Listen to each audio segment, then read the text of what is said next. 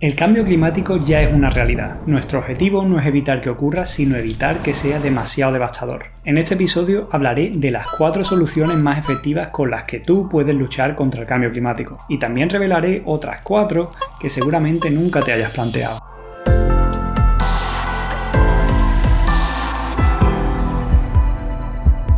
En el último episodio de Astrofísica expliqué brevemente en qué consiste el cambio climático y cuáles son sus consecuencias. Si no lo has visto, te invito a echarle un ojo para entender la problemática que hay detrás. Pero hoy vamos a dejar de lado los problemas para hablar de soluciones. Y es que parece que en las redes sociales todo el mundo sabe cuál es la gran solución al problema. Paneles solares, coches eléctricos, geoingeniería, bolsitas reusables de algodón. Pero la verdadera solución al cambio climático no existe. No existe una solución al cambio climático, sino que existen muchas soluciones, y algunas son mucho más eficaces que otras. De hecho, algunas de esas soluciones las puedes poner en práctica tú mismo. Pero antes de hablar de eso, vamos a ver qué podemos hacer a nivel mundial.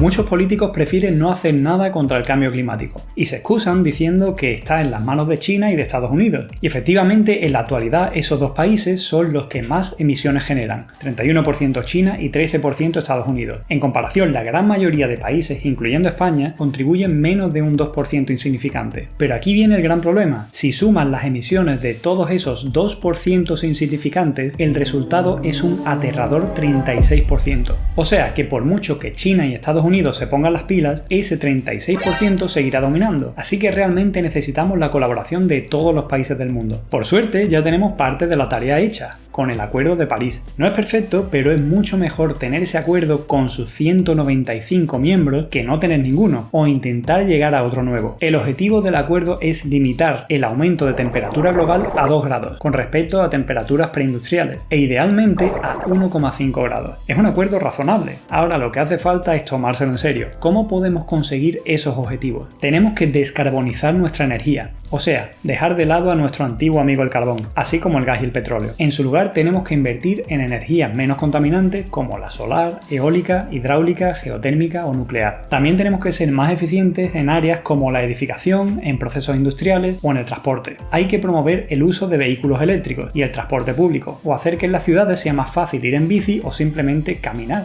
Tenemos que incentivar a las distintas economías a reducir sus emisiones de gases de efecto invernadero, por ejemplo por medio de impuestos sobre el carbono o sistemas de comercio de derechos de emisión. También tenemos que promover la alimentación basada en plantas y proteínas alternativas, que tienen un impacto medioambiental mucho menor que la carne y los lácteos. Y asimismo tenemos que adaptar nuestra agricultura, aumentando la productividad de los cultivos y mejorando la gestión del suelo. Además hay que reducir la enorme cantidad de comida que se desperdicia. Hay que proteger y restaurar los bosques y evitar la deforestación. Tenemos que invertir en educación, investigación y desarrollo, lo que nos proporcionará tecnologías más eficientes y baratas para obtener y almacenar energía, así como reducir emisiones. Por último, no solo tenemos que invertir en mitigar el cambio climático, sino que también tenemos que aprender a adaptarnos a él para que el daño sea lo menor posible. Y todas estas soluciones y muchas otras que me dejo en el tintero tienen que ocurrir mientras las economías más pobres del mundo siguen creciendo, aumentando su demanda de energía y comida, porque en esta guerra contra el cambio climático estamos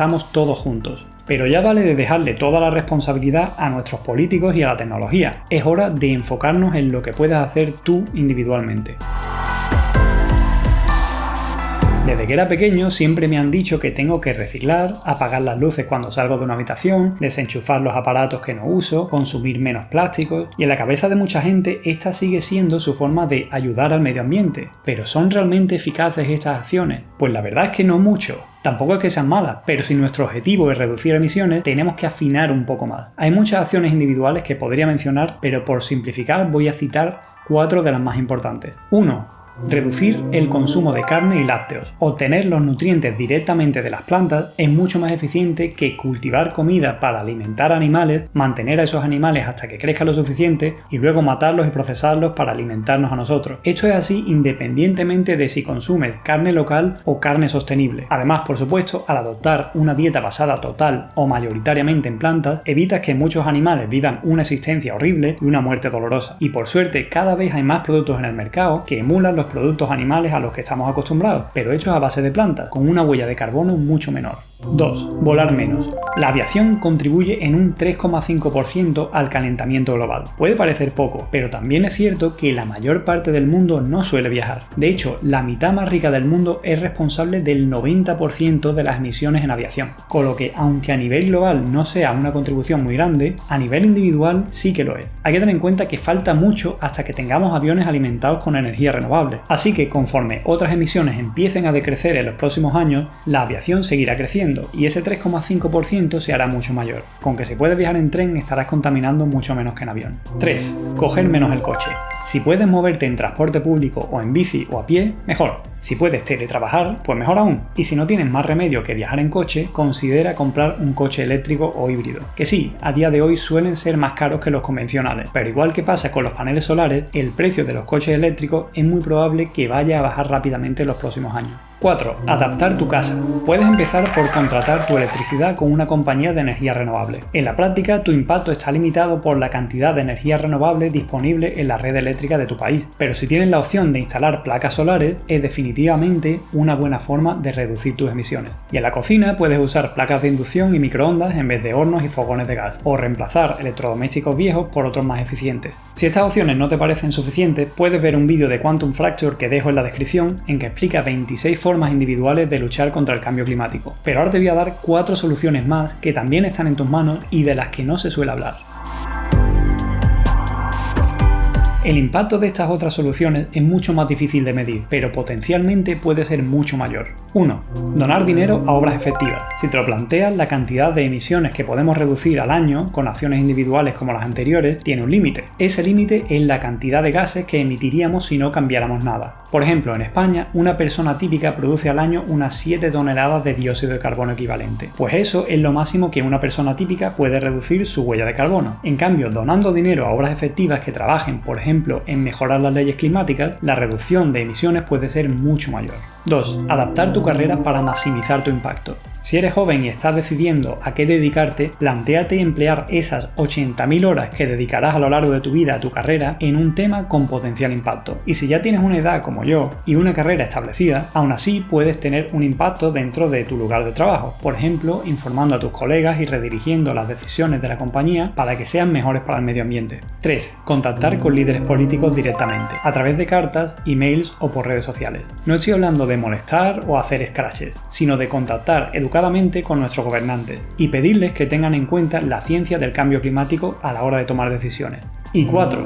Votar. Parece una tontería que meter un papelito en una urna de Ivo Breva pueda ser tan importante. Sin embargo, en ciertas ocasiones, tu voto es capaz de cambiar significativamente el rumbo de unas elecciones, lo cual tiene un impacto enorme. Pero como no se puede predecir cuándo tu voto será más útil, lo mejor es siempre ir a votar. Es una acción sencilla, potencialmente de gran impacto, y es gratis. Y por supuesto, vota a partidos que se toman en serio el cambio climático, que apoyan el Acuerdo de París y se preocupan por el futuro de tu país y del mundo. En definitiva, vota a partidos que hacen caso a la ciencia.